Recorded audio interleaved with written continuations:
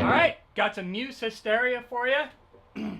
This is an incredible bass line. I freaking love it. And you know what? I think people are looking at this bass line and they look at people playing it online and in videos and stuff like that, and they think like, holy crap, I'm not even going to attempt that. That's crazy, right? But you know what? It's not that bad. There's 3 major parts to this bass line, and you know, they're fast and you're moving around and stuff like that. It's definitely cool and funky and groovy, without a doubt. But it's not as hard as it sounds. You know, a couple days practicing it over and over again, and you'll totally get it. I'm here to show it to you. I am Finbar, a Finbar Bass. Please click on my little clicker box right down there in the YouTube clicker box. There's some free videos that are not on YouTube at all. And other than that, let's roll right into some hysteria, yo. Let's get hysterical. All right, so you are going to want to put some distortion on your bass. I'm playing with just a straight up Boss, an old distortion pedal to get that sound, and standard tuning, I believe. So, all right, so this first part, I'm just gonna I'll just play it for you really slow so you can take a good look at it.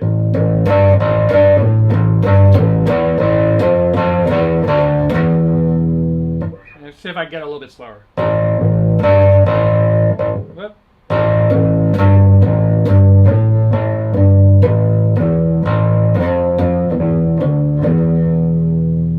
See, it's not that bad, right? I think I have some octave.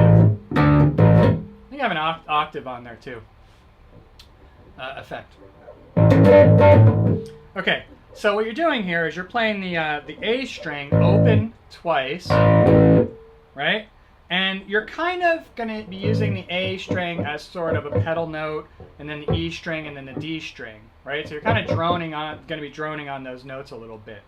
Sort of in like, almost like this has, if you're into the older stuff, almost like a Steve Harris from Iron Maiden sort of feel to it, a little bit, just without the triplets. But anyway, you're going to hit that A string twice open, and then you're going to hit the 10th fret, and then the A string open again. Just like that. Right? Then you're going to hit the 10th fret of the A and then the 12th fret. So all together.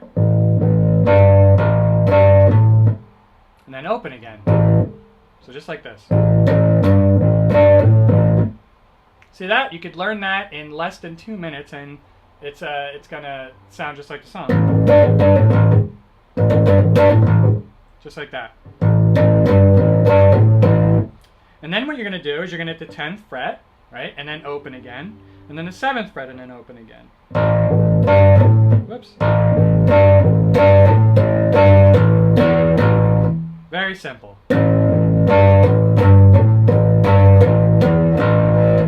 And then in the end here, what you're doing is playing, just think of this maybe a little bit separate from what you were just playing. You're going to play 2 notes on the 8th fret, then you're going to go 7, 5, 7. This is all on the A string, right? And that kind of ends that phrase. So all together.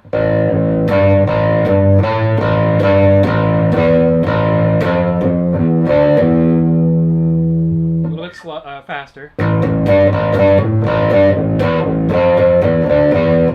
Now probably the hardest part for someone who's kind of a beginner in that first phrasing is just moving your hand up, right? Now you got to move your hand all the way up here to hit the 7th fret and then open. Right? But you'll just keep switching back and forth and you'll completely get used to that. And then what I do here is what most people, how they play this, I think, is they start with their middle finger on the 8th fret. Whoops. Like that. I play it with my pinky. So I don't have to move my hand really all that much.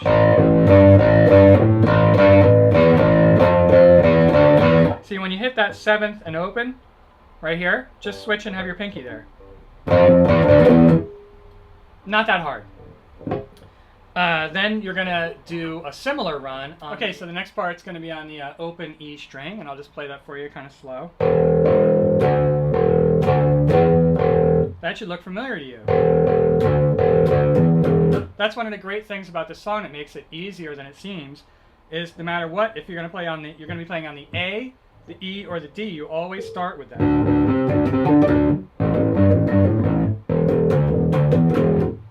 Right? So just like how you started on the A, you're going to start that on the E.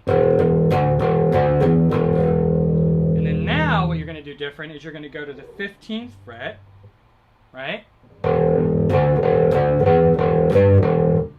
And you're pedaling back to the E, so 15th, and then open, 12th, and then open, and then that little ditty there, right? So what that is you're going to be hitting on the 10th fret of the A twice, then back to the 12th fret of the E, and then the 10th fret, and then the 12th fret of the A. So all together.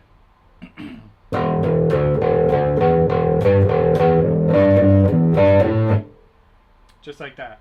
If you wanted to, you could also, of course, play it with your hand down here the whole time, which would look like...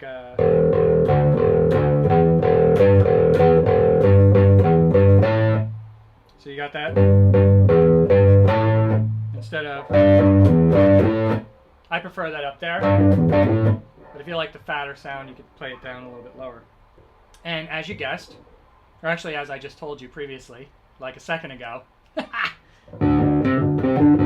you're going to do the same thing. The first part of the phrasing is the same on all strings. So if you got that here, you can get it here. You can get it here. Right? So anyway, this one's going to go. And then you're going to hit that 10th fret again, right? And then open again. Right? And this is where it gets really cool. You're going to hit the 10th and then the 9th.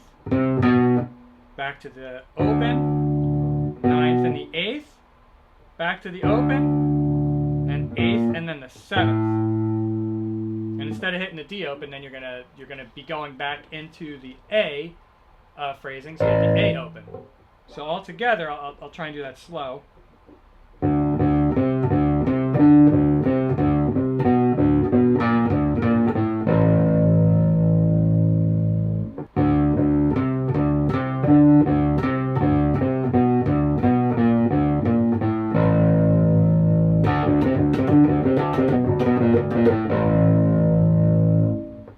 Just like that. Alright, got some muse hysteria all up in this piece for you. Those are the major parts of the song. Switches around a little bit, but you will totally get it. Just keep practicing it. Practice it slow at first, I'm telling you. Everybody says that, and it's such a cliche to say it. And I really want to say, like, just freaking jam it right from the beginning, dude. But it really does help. If you go, you'll be surprised. If you go slow at first and then just keep building your speed up. And here's another little tip for you. I don't know if anybody has ever told you this before, but a fantastic thing to do when you're trying to learn, especially a song like this, it's a little bit complex and you're switching around and it's kind of fast, you know, and you're starting to get annoyed and you're trying to do it and you're not being able to go through the whole thing. Stop. Put your bass down, take off, leave, go outside, chill with your dog, whatever you want to do, and leave it alone for, you know, a couple hours if you want, 20 minutes, get something to eat, or the next day. And I can almost guarantee you, the next time you pick up your bass and you go to that, you're going to be able to play it a lot better. Anyway, I don't know why that happens. Must be psychological. But I am Finbar Bass. Don't forget to click on the little clicker box right down there for some videos that are not on YouTube. And you could always subscribe to Finbar Bass if you want, right up there. For more tutorials, there's basic tutorials on there, there's intermediate and more advanced like this one if you want them. And other than that, have fun with that hysteria!